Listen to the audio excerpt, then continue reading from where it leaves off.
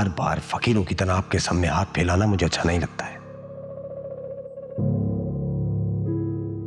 आज से पहले तो आपने कभी इस वसीयत का जिक्र नहीं किया, और जहां तक मुझे याद पड़ता है अपनी जिंदगी में तो बाबा साइन भी नहीं किया था।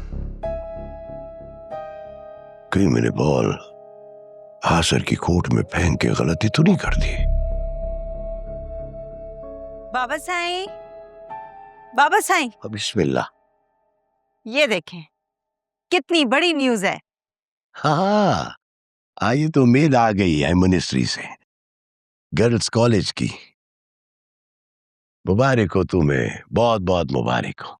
असल मुबारकबाद के हकदार तो आप हैं।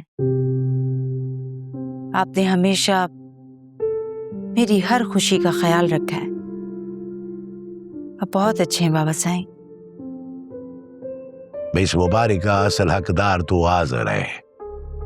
उसने इस सिलसिले में काफी मेरी मदद किया है, वरना खाली मेरे कहने से तो काम नहीं बन रहा था।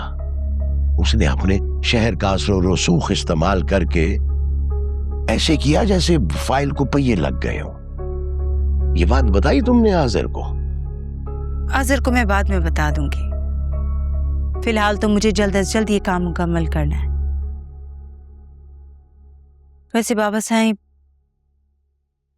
अच्छा ही हुआ जो कल आज़र सिर्फ जायदाद के कागजात लेकर यहां से चले गए। अगर मुझे अपने साथ ले जाते तो इस काम को मुकम्मल कौन करता? अरे अम्मा, कैसी बातें करती हो? आज़र से तुम्हारी शादी हो गई है, एक ना एक दिन तो तुमने जाना ही है ना। शादी वाले दिन उसने जो कुछ किया, उसके बावजूद भी आप ये कह रहे हैं? ये जो रिश्ते हैं ना, ये छोटी मोटी गलत फहमियों से बालातर होते हैं। वसीयत देखना, मांगना उसका हक है। लेकिन उसने तो किसी रिश्ते का पास नहीं रखा। ये गलती तो की है उसने। अगर मुझे धमकी दिए बगैर वसीयतनामा मांगता तो मैं उसे दे देता। आज़र को ऐसा लग रहा है कि आप उनसे कुछ छुपा रहे हैं। शायद। आपको क्या लग रहा है कि इस वसीयत के जानने के बाद आज़र क्या करना चाहेंगे? मैं सही तरह से कुछ जज नहीं कर पा रहा, क्योंकि इस वसीयत में बहुत सी ऐसी चीजें आए जो आज़र की उम्मीदों के बरखिलाफ हैं। अब ये तो जब वो आएगा तो तभी पता चलेगा ना। बाबा साईं, मेरे दिमाग में एक सजेशन है, लेकिन आपकी इजाजत चाहिए। हाँ बोलो, क्या? बाबा साईं, क्यों ना मैं खुद ही चली जाऊं शहर आज़र के पास, क्योंकि निकाह तो मेरा हो चुका है ना, तो मैं जा तो सकती हूँ। इस तरह से मुझे आज़र की असलियत भी पता चल जाएगी और ये भी पता चल जाएगा कि वो कहाँ बिजी हैं। क्या ख्याल है आपका इस बारे में? सजेशन तो अच्छी है, थोड़ा सोचने दो मुझे।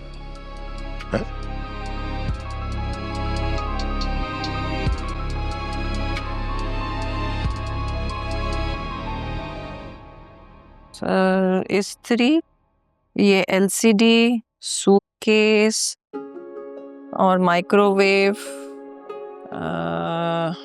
बन्नो, अगर अपनी शादी की तैयारियों में थोड़ी सी दिलचस्पी ले लो तो इस बूढ़ी दादी को तोला भर खुशी नसीब हो जाएगी।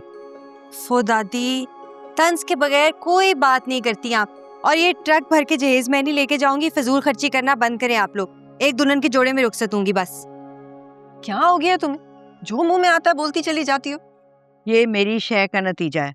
आज बालिश भर की लड़की हमें बताएगी कि क्या करना है और क्या नहीं करना। अच्छा जी, गोल्ड का सेट, फ्रिज, सास के झुमके, एमन की मियाँ की घड़ी। क्या कर रही हो? अम्मी बस कर दे। जिस लड़के ने मुझे कबूल करना होगा ना, मुझसे शादी करनी होगी, वो इन सब मटेरियलिस्टिक चीजों के बगैर भी करेगा, और अगर नहीं करेगा तो फिर मैं उससे शादी ही नहीं करूंगी। दिमाग खराब हो गया तुम्हारा। अम्मा ये तो मेरे बिल्कुल हाथों से निकल गई है। तो आप दोनों ने मेरी तरबियत की है, मुझे आला तालीम दिलवा के मुझे ये सिखाया है कि सबसे अच्छी तालीम ही औरत का जेवर होता है। इसके बगैर लड़की को घर से रुखसत नहीं होना चाहिए। तो अब यकायक आप दोनों की ज़हनियत ही बदल गई। दुनियादारी भी सिखाई थी ना तुम्हें। बेटा हमने इसी मुआशरे में रहना है, इन्हीं लोगों के साथ। बस कर दे दादो।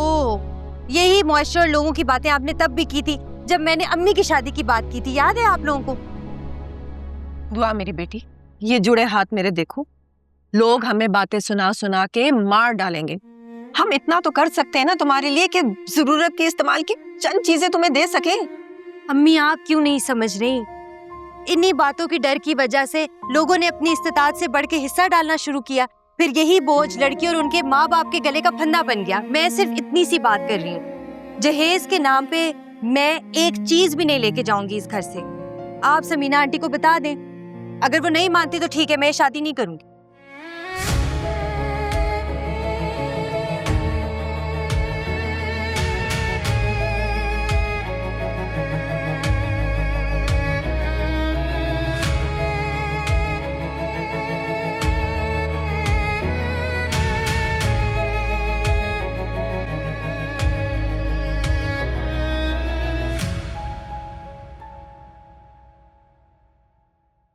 ये क्या बकवास है कैसे वसीयतनामे में?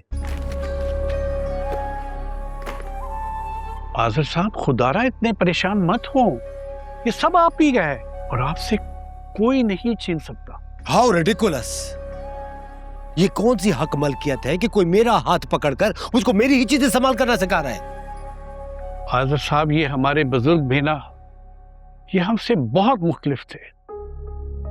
ये लोग फूंक फूंक कर हर कदम उठाते थे, शदीद इनसिक्योरिटी का शिकार थे, और वो ये सब कुछ हमसे भी एक्सपेक्ट करते हैं। वकील साहब, हम खानदानी जागीरदार लोग हैं।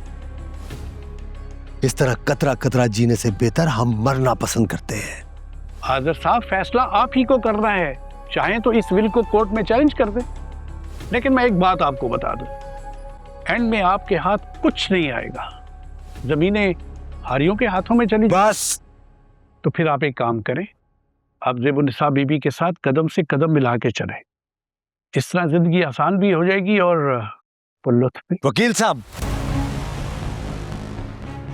मुझे सिर्फ आपके कानूनी मशवरे की जरूरत है। तो फिर आज़र साहब ऐसा समझें कि आप अपनी बेगम के साथ अपनी प्रॉपर्टी का एक जॉइंट अकाउंट खोल रहे हैं। जिस तरह आप उनकी मर्जी के खिलाफ कुछ नहीं कर पाएंगे, इसी तरह वो भी आपकी इजाज़त और मर्जी के खिलाफ कुछ नहीं कर पाएंगे।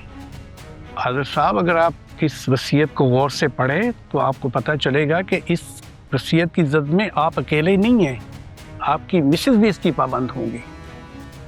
मैंने सब कुछ आपके सामने रख दिया है। Now it's up to you.